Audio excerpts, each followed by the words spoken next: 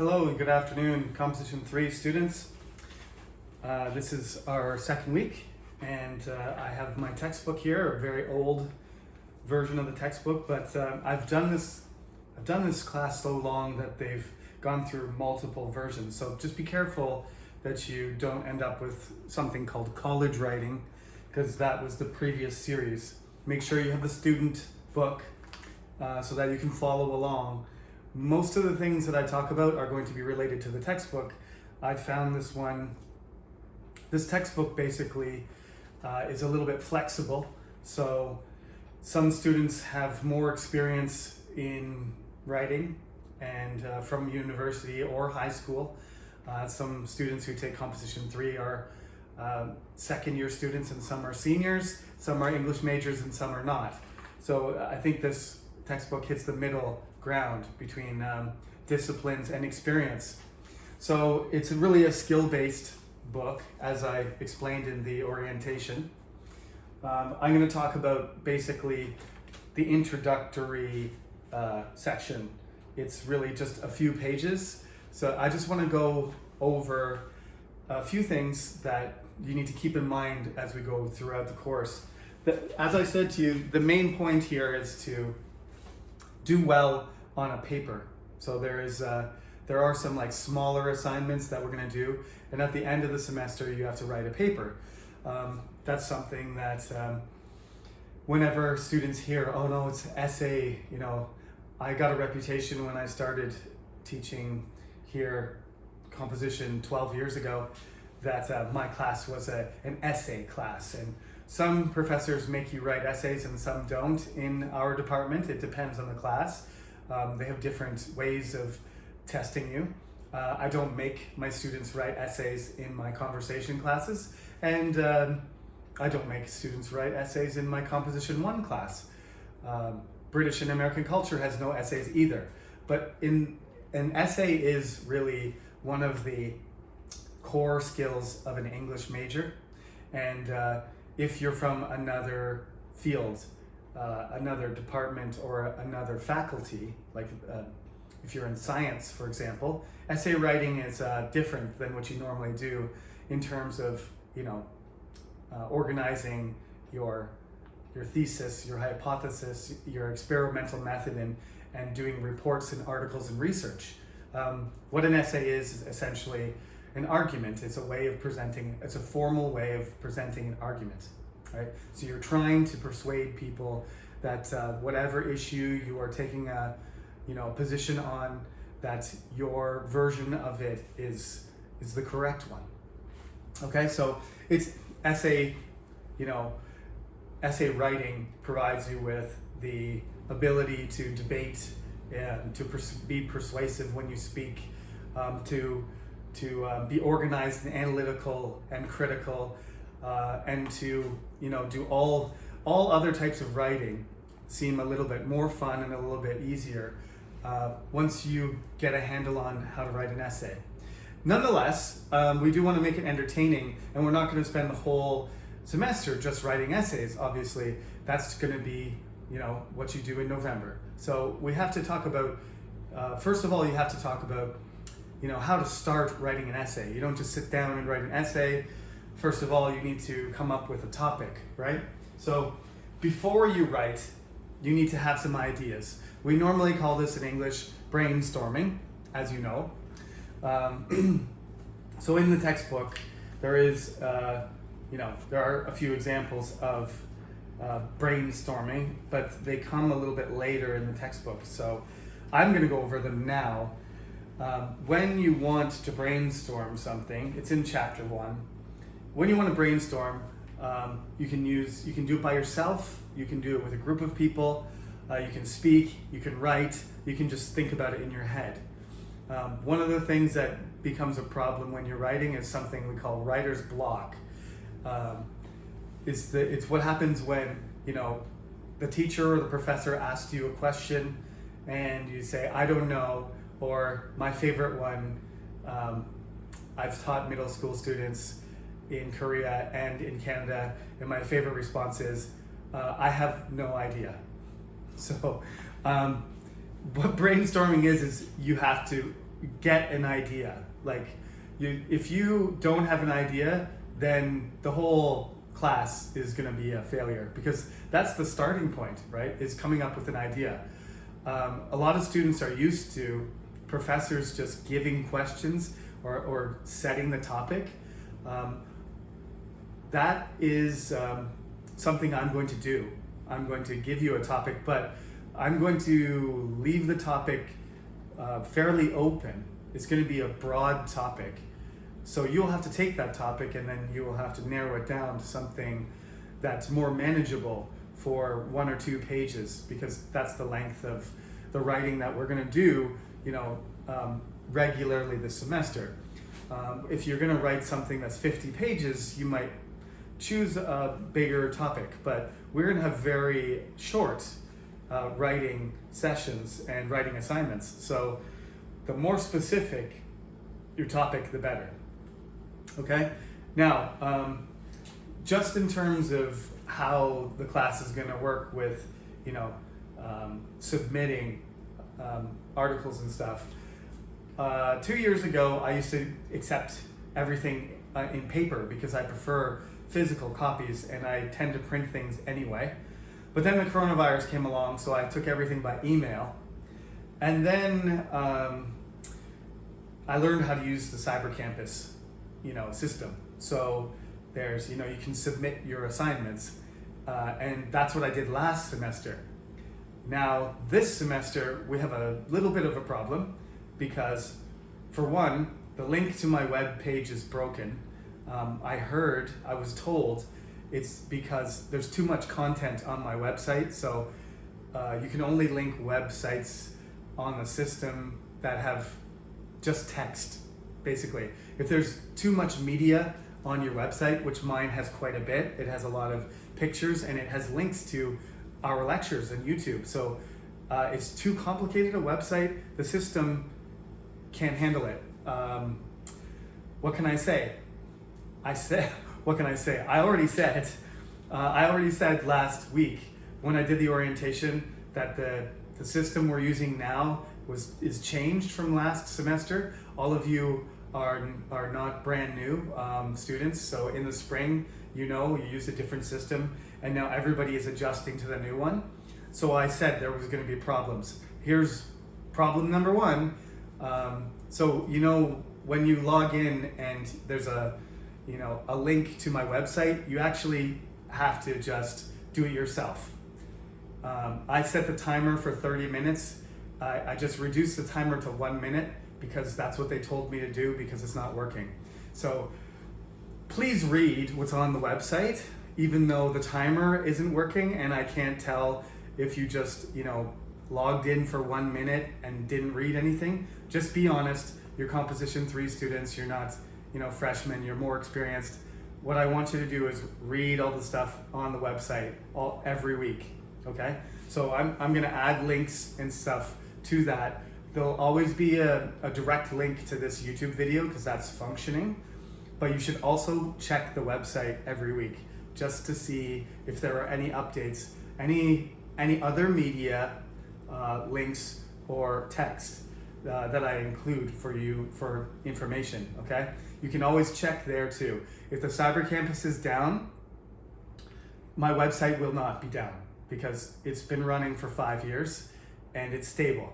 So we have kind of like a mirror, right? So if you find that you want to know some information and it's not available on the CyberCampus, please check the website. If you still don't find the information you want, send me an email and then I will say, oh, I didn't tell you, that's my mistake, or the website isn't working, or the CyberCampus is not working. So the plan is for you to submit your assignments through the CyberCampus system. If that system is working, we haven't tested it yet, so I don't know. I don't think any of the other professors have assigned anything yet either. So we will find out pretty soon. If the CyberCampus is not working properly, then I will ask you to email me, okay? So again, my email, very important information.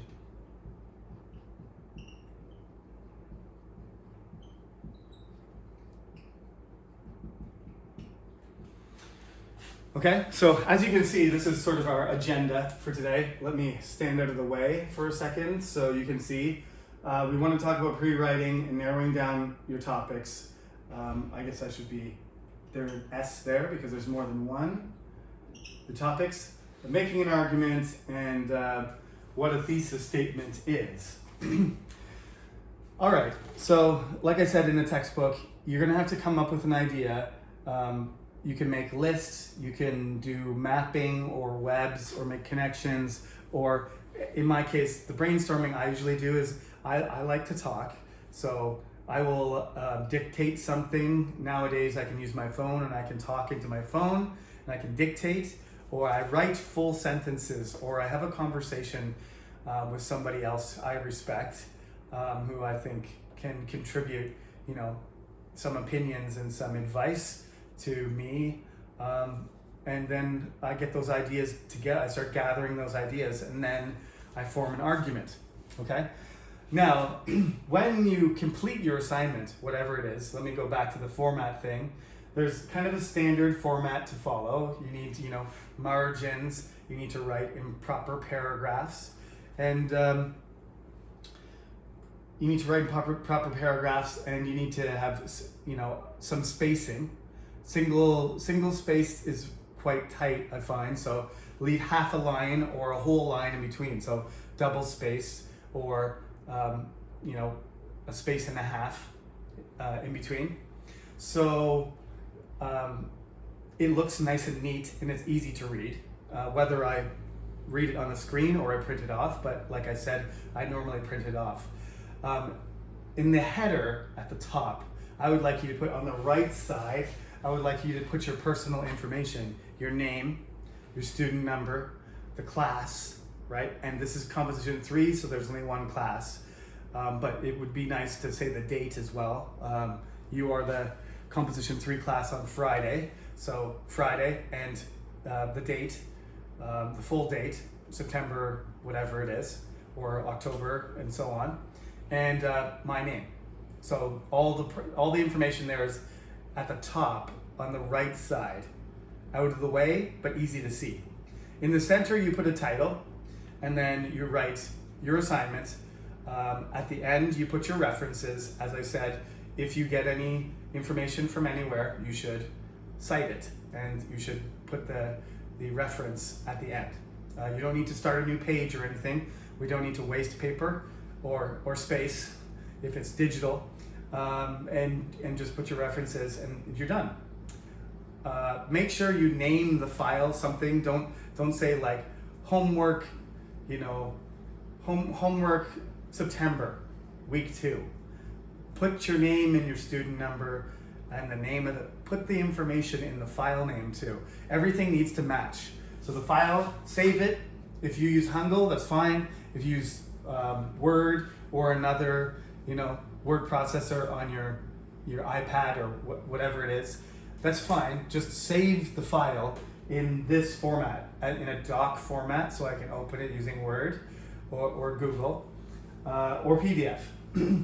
I prefer this though. I prefer doc. If you save it as a HWP Hangul file, then it's incompatible with a lot of other programs, and I can't open it on my phone or my tablet or other devices. And believe it or not, I do have a life outside of university, but sometimes if I have some free time waiting for the bus, or I'm in between things, I'm exercising and I take a seat for a rest for 20 minutes, I open files. Believe it or not, I don't know if other people study this way or work this way, but some people like to leave their work and don't touch it. But I'm not like that. I will check my phone in between things all the time, and I will read students' essays wherever, at home, outside, on the bus, not while I'm driving, but I can take a look at them anywhere. So please give me a file format that I can open easily, and that'll make it easier for me to give you corrections and to transfer the file between different locations, okay? So that's the format. A format example is on the website, I believe, on my website. I do have to double check some things because Yeah, sometimes I think that I update something and upload something, and I actually didn't. That case happened earlier today. A student emailed me and said, Professor, where's the British and American culture lecture for today? And I was like, it's there. It's up there. And it wasn't.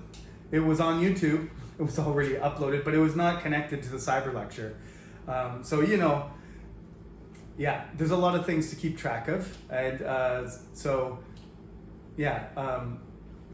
I will make sure that there is a sample format, a format sample for you, so you can just see. It's not a whole paper or anything. It's just, a few lines and a header and a title, so you can just see. That's how you start it. Just keep going. Write your paragraphs. Put your references.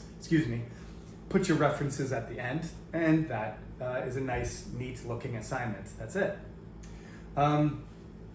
Last thing about formatting and technical things, you don't have to subscribe to my channel. You should be able to use the Cyber Campus for all the lectures, but one of the reasons that I do use YouTube is because, like I said, it's stable. It doesn't matter what happens to our system, YouTube is available 24/7. So I upload all my videos there, and they're all there all the time. There's sometimes some glitches, but if you subscribe to the channel, then when the lecture goes up, you will know, okay? But remember, whatever you do on YouTube, it only counts towards attendance if you go through the portal. That's important to remember. But you can watch any of the stuff on my channel anytime you want. But make sure that you do get credit through the CNU portal, because that is how I track your attendance, okay? Now, so that's sort of the introductory chapter. Let me get this in order here. So, yeah, they suggest that you have some sort of method, So we will do these steps for homework. I'm going to divide the steps. We won't do them all at once. Basically, you're going to do each step at a different time. It'll be an assignment that you have to do.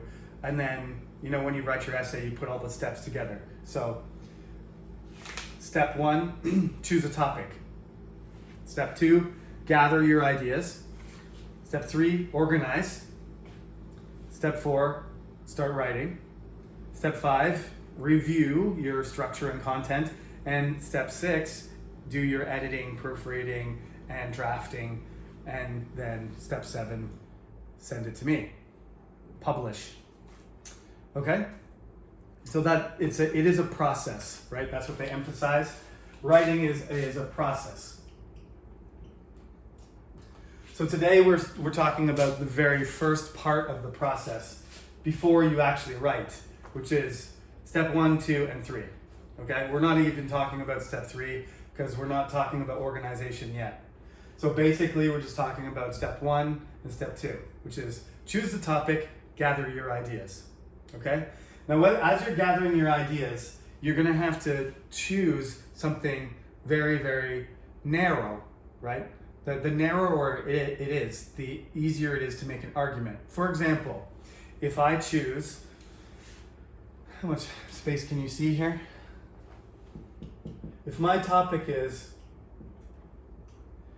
education, right?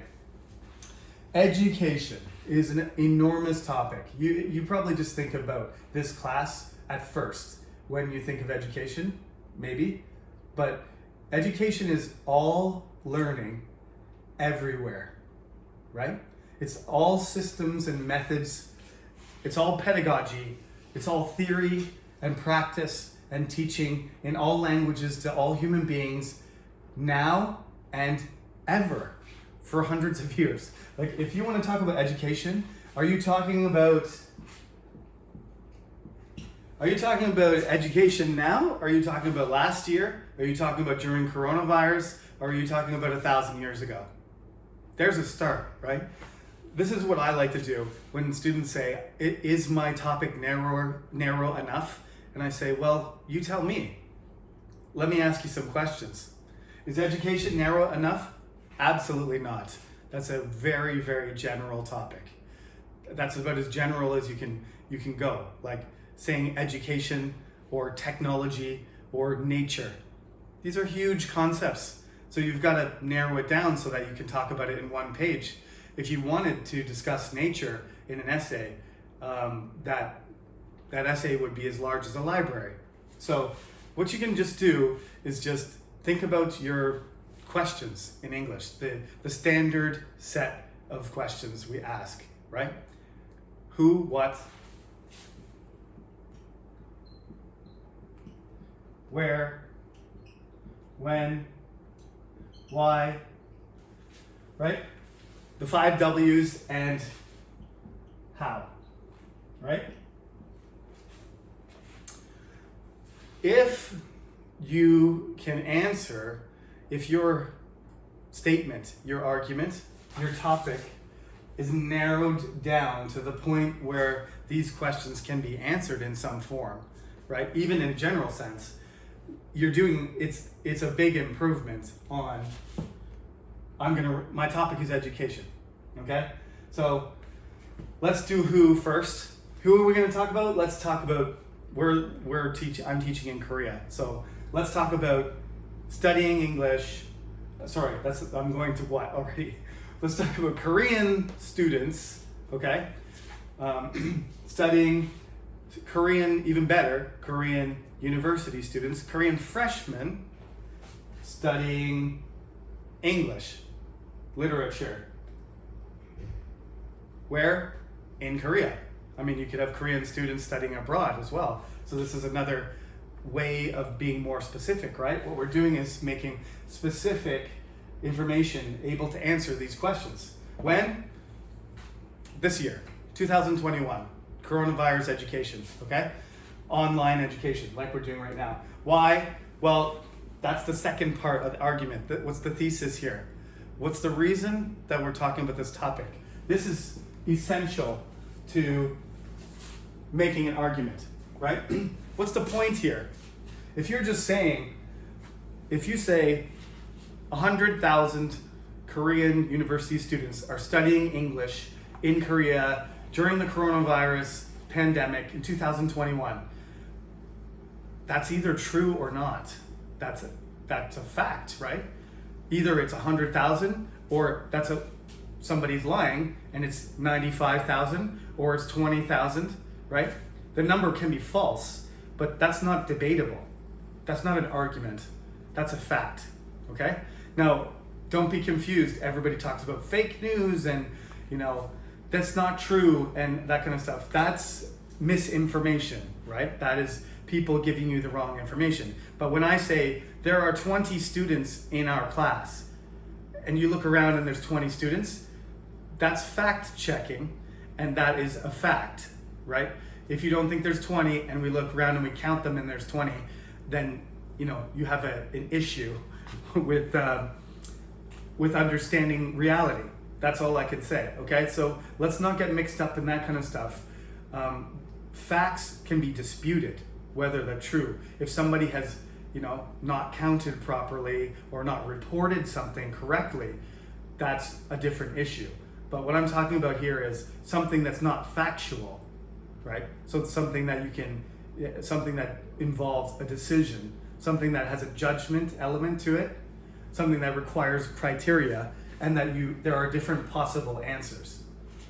So that's when the why question, why are we talking about this? Because we want to know. We want to know how effective online education is for our students. These are the kind of topics we're going to talk about because why not? Not only do we get to think about it and analyze it, but you also, in talking about these things, hopefully you do have some real opinions about these because it's your life. And when you write about these topics, then you can express yourself in English and give me feedback. And we can break things down and see if we can come up with different strategies for improving.